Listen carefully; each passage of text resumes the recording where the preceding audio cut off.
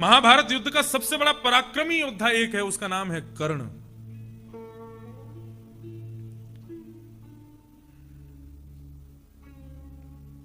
कर्ण इतना बड़ा दानवीर था कि उससे जो कोई भी कुछ भी मांग लेता था कर्ण तुरंत दे देता था। कर्ण एक राक्षस था पहले, उसके पास में सूर्य की आज्ञा से 1000 कवच थे। कितने कवच थे? 1000। उसका नाम सहस्त्रबाहु था, जाने क्या नाम याद नहीं आ रहा है। ये नर नारायण भगवान, जो बद्रीनाथ में 2 पर्वत हैं, नर और नारायण। एक है अर्जुन माने नर, नारायण यानी कि श्री कृष्ण।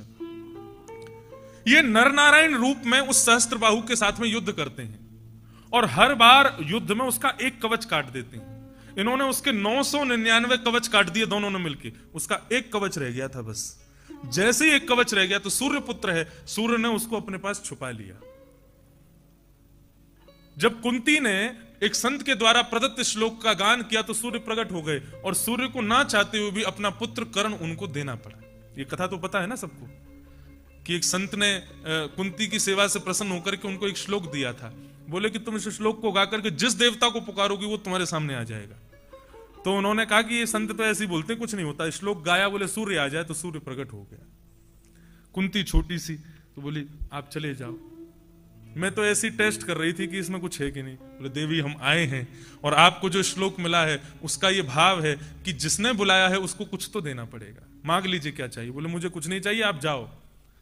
तब सूर्य ने ना चाहते हुए भी अपने पुत्र यानी कि कर्ण, वही सहस्त्र कवच वाला, उसका एक कवच रह गया है, वो कुंती को थमा दिया।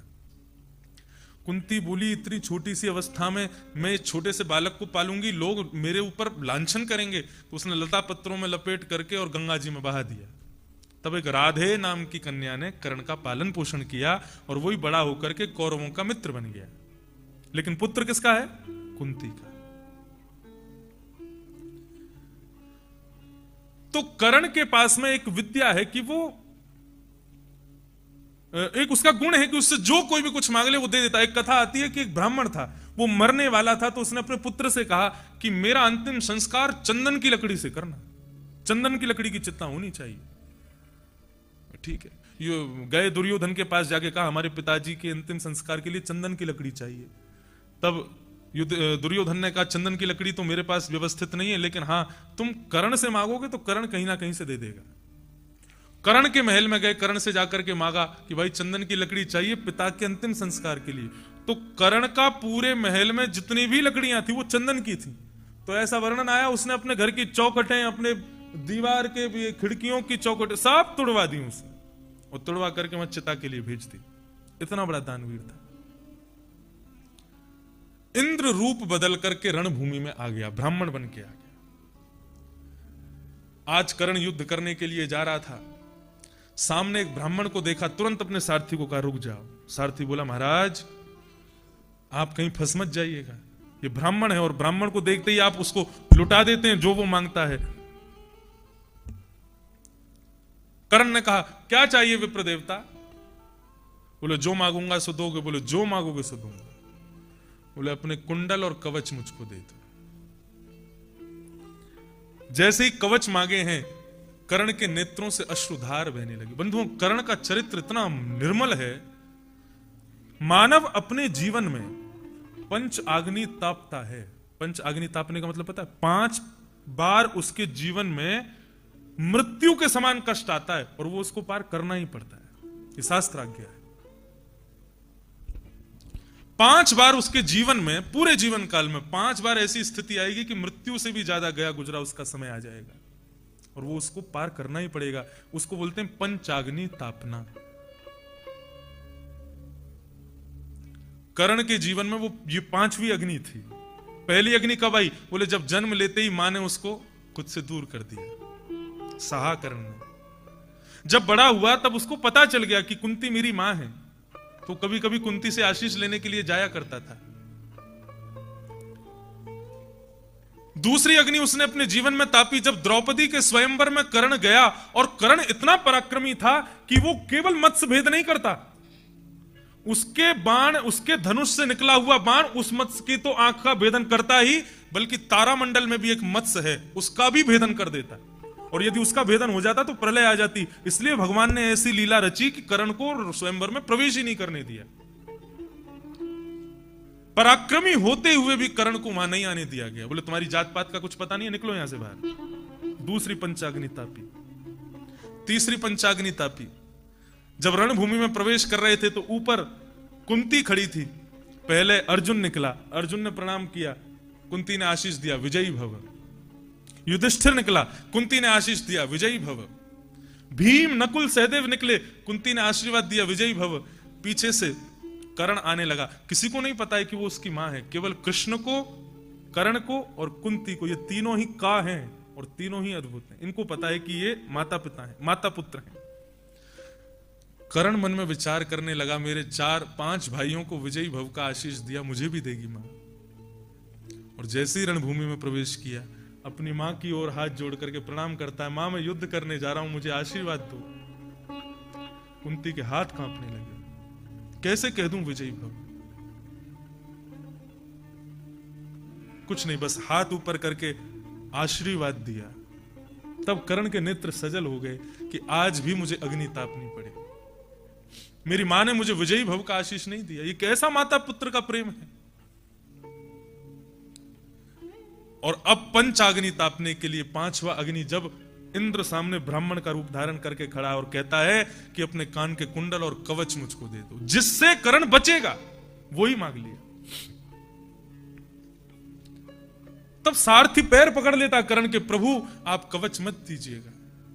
तब कर्ण अपने सारथी से एक बात कहता है, बोले सामने देख, तू क्या सोच रहा है, इंसानों से लड़ाई हो रही है हमारी? नहीं, इंसान नाराज हो तो उसको मारा जा सकता है, लेकिन यहां अर्जुन के रथ के सारथी के रूप में देव है।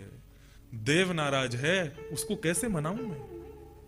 ये कवच होते हुए भी मरना तो मुझको पड़ेगा। तुरंत अपने कानों के कुंडल नोच करके दे दिए, कवच यहां से फाड़ करके दे दिया, प्रसन्न हो गया। बोले अब मृत्यु तो मेरी होगी। ऐसा बलवान था कर्ण कि जब प्रत्यंचा पर धनुष चढ़ा करके जब छोड़ता था तो अर्जुन का रथ 1 इंच पीछे खिसक जाता था।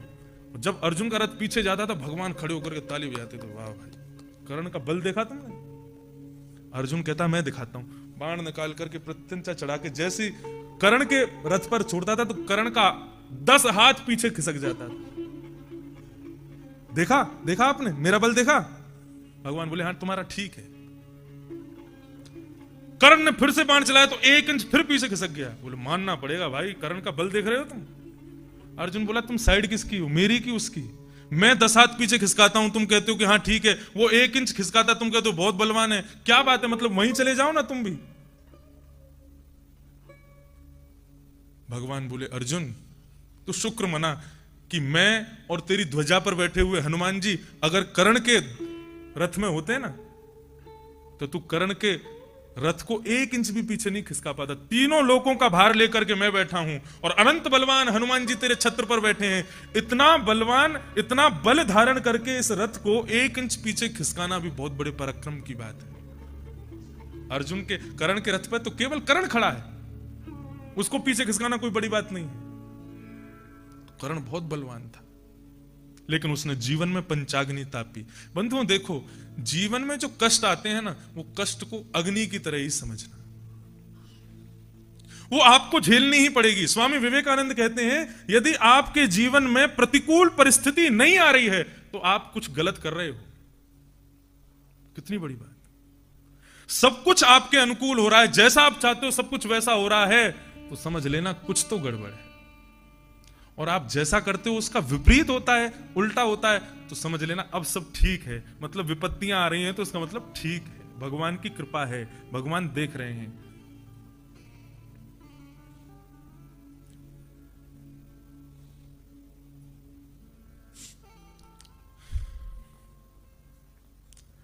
अश्वत्थामा खड़ा है बोले कृष्ण है उनके साथ, नहीं मार पाओगे तुम 5 पांडवों को। अश्वत्थामा ने कहा एक बार विश्वास करके तो देखो, मैं मार दूंगा। अश्वत्थामा रात्रि में सोते हुए 5 पांडवों के शिविर में प्रवेश कर गया।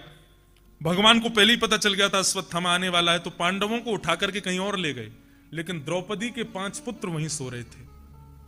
सोते हुए 5 पुत्रों को अंधेरे के कारण उसने सोचा कि ये शायद 5 पांडव हैं। तलवार निकाल करके उनके सर धड़ से अलग कर दिए और एक थैले में लेकर के पहुंच गया रणभूमि में दिखाने के लिए। दुर्योधन ने कहा क्या हुआ? बोले मार दिया 5 को। बोले तुम तो ऐसे कह रहे हो गाजर मूली तोड़ के आए हो।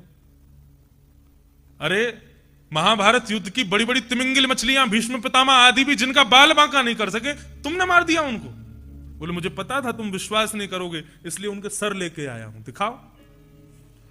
प्रकाश में जैसी सरों को देखा, दुर्योधन कहने लगा मूर्ख, ये 5 पांडव नहीं है, ये द्रौपदी के 5 बालक हैं। अरे अब तो हमारे कुल में खानदान में कोई तर्पण करने वाला भी नहीं बचा, सब मर गए, केवल 5 पांडव बचे हैं। और अर्जुन के पुत्र अभिमन्यु की पत्नी गर्भवती है, उसका बालक बचा है। और बस इसी विरह को सोचते सोचते दुर्योधन ने अपने प्राण त्याग दिए। पूरे हस्तिनापुर को रात भर में सजाया गया था, दूसरे दिन पांडवों का राज्याभिषेक होने वाला था, लेकिन यहां तो मातम बन रहा है। प्रातःकाल उठते ही क्या देखा? शिविर में से रक्त की धार बह रही है, द्रौपदी के 5 पुत्र मरे हुए पड़े। अर्जुन का क्रोध प्रचंड हो गया, द्रौपदी को आश्वासन देने लगा, मैं कसम खाता हूं जिसने तुम्हारे बालकों को मारा है उसके रक्त से तुम्हारा अभिषेक करूंगा मैं।